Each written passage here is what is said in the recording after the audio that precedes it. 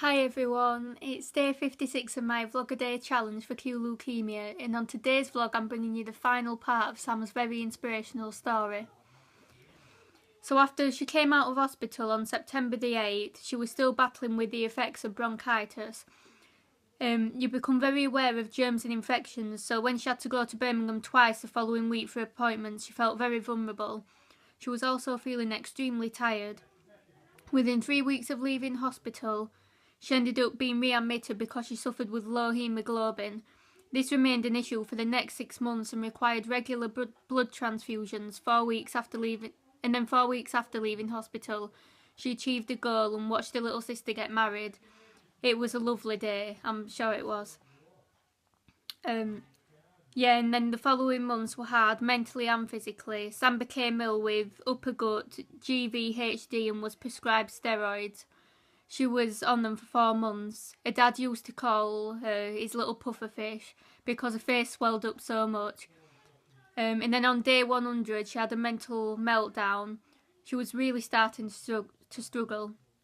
At the beginning of December she had the last bone marrow biopsy, and the following week she was told that she was in full remission, so go Sam.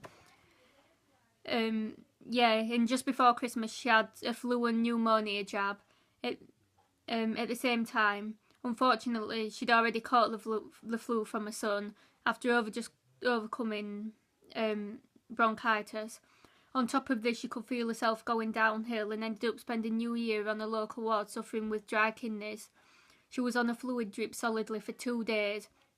Her haemoglobin issues continued, as well as continual sickness, which she'd had from the minute that she'd had a transplant.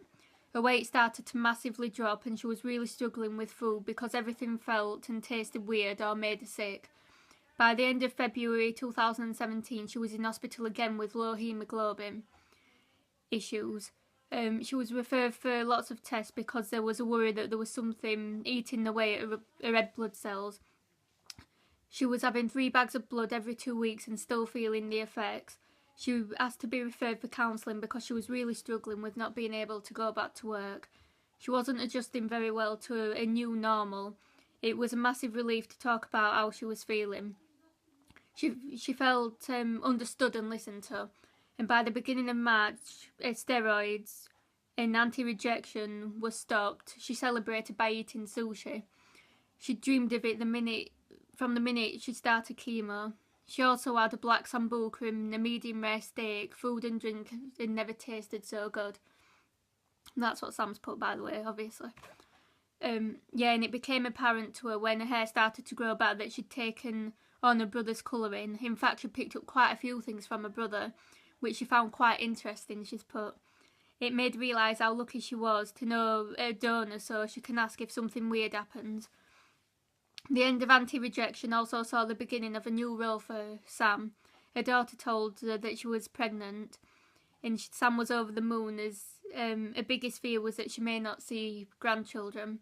In April 2017, she started a baby immunisations. Now I know why they cry so much, Sam's put. She also started to have arthritic pain, sometimes being unable to move, and it took until February of this year to diagnose seronegative spondyloarthropathy. I'm sorry, this is another word I'm not very good at pronouncing.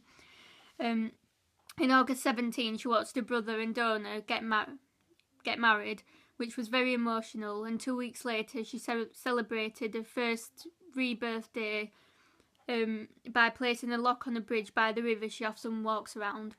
October 2017 was an eventful month. She became a grandparent to Araya Samantha, lovely name by the way, and moved house, and her eldest son announced that he was going to be a dad. Things were really looking up for us.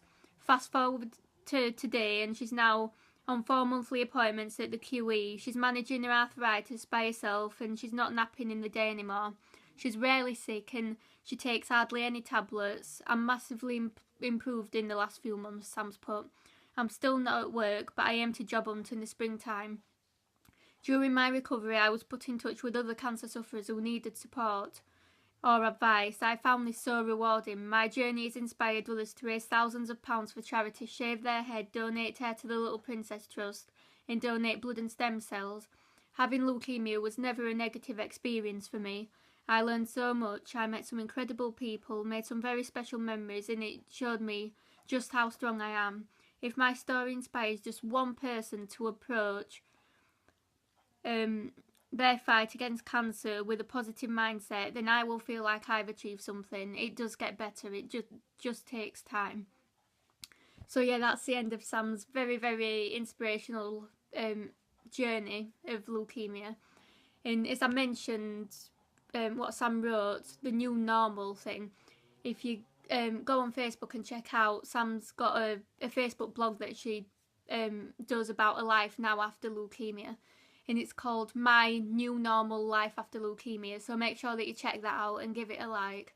Some very, very inspirational stuff on there, and it's lovely to see what Sam's up to and how she's getting on now.